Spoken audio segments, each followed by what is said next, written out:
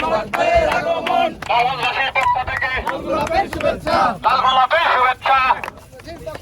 সোহাগ ভাইয়ের আগমন শুভেচ্ছা স্বাগত। জয়নবাসীর পক্ষ থেকে লালগোলাপের শুভেচ্ছা।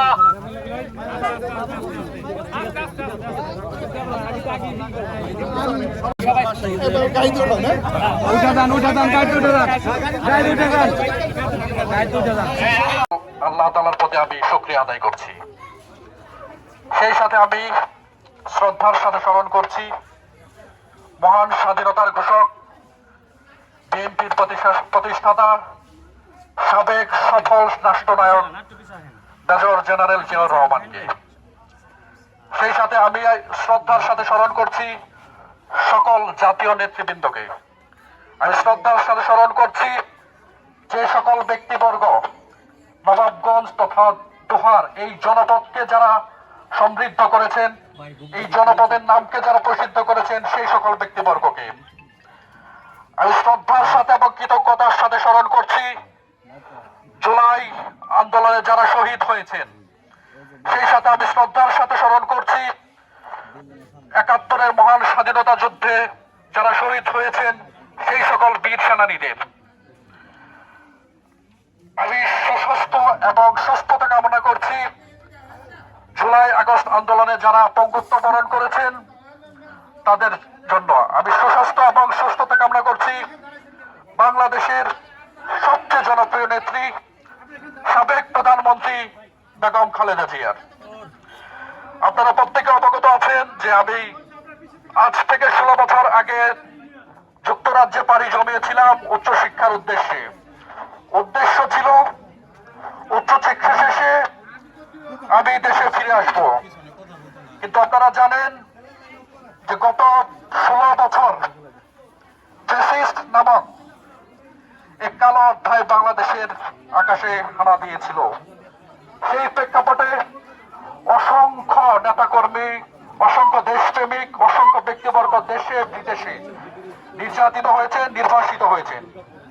সেই সাথে নির্বাসিত হয়েছিলাম আমিও। আমি বাংলাদেশে ফিরে আসতে পেরে আমি আবারও সবার প্রতি কৃতজ্ঞতা এবং মহান আল্লাহ তাআলার প্রতি কৃতজ্ঞতা প্রকাশ করছি।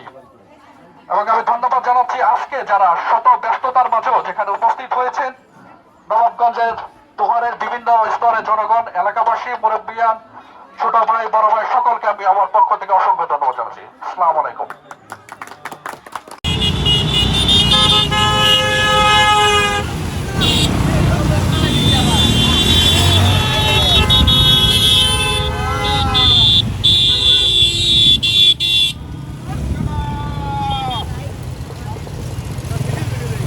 বিচ্ছিন্নভাবে একসাথে না।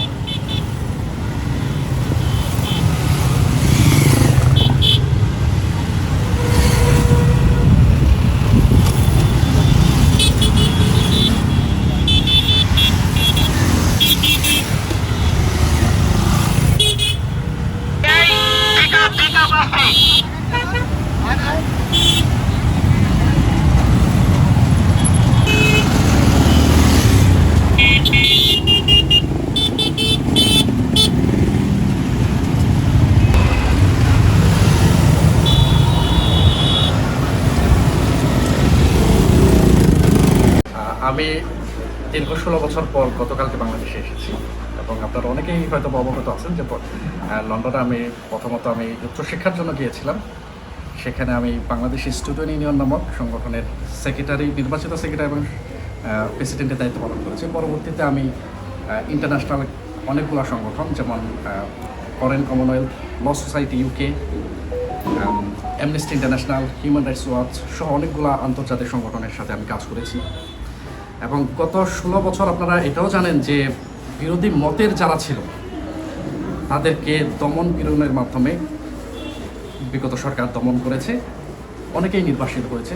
ঠিক তেমনই আমি নির্বাসিত হতে বাধ্য হয়েছি, কারণ আমি যেটা বললাম যে বিগত ফ্যাসিস্ট সরকার যারা বিরোধী মতের ছিল তাদেরকে আসতেই বাধা দিয়েছে।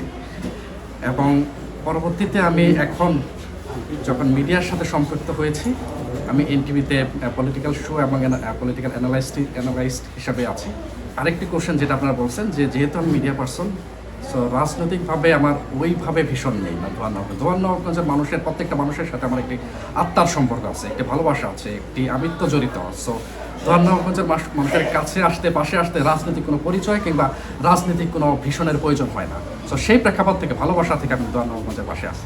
সরকার যাতে এই ধরনের ধোয়ারনগঞ্জকে আরও সমৃদ্ধশালী, শিক্ষাগত, পেশাগত এবং ইন্ডাস্ট্রিয়ালাইজড সব কিছু মিলে যে আরও এখানকার যারা জনপ্রতিনিধি নির্বাচিত হবেন তারা সরকারকে সহযোগিতা করবেন এবং ধোয়ারনগঞ্জের পাশে রাখবেন। তো আমার পক্ষ থেকে আমার জায়গা থেকে আমার অবস্থান থেকে যতটুকু সহযোগিতা করা প্রয়োজন ধোয়ারনগঞ্জের পাশে আমি সহযোগিতা থাকবো।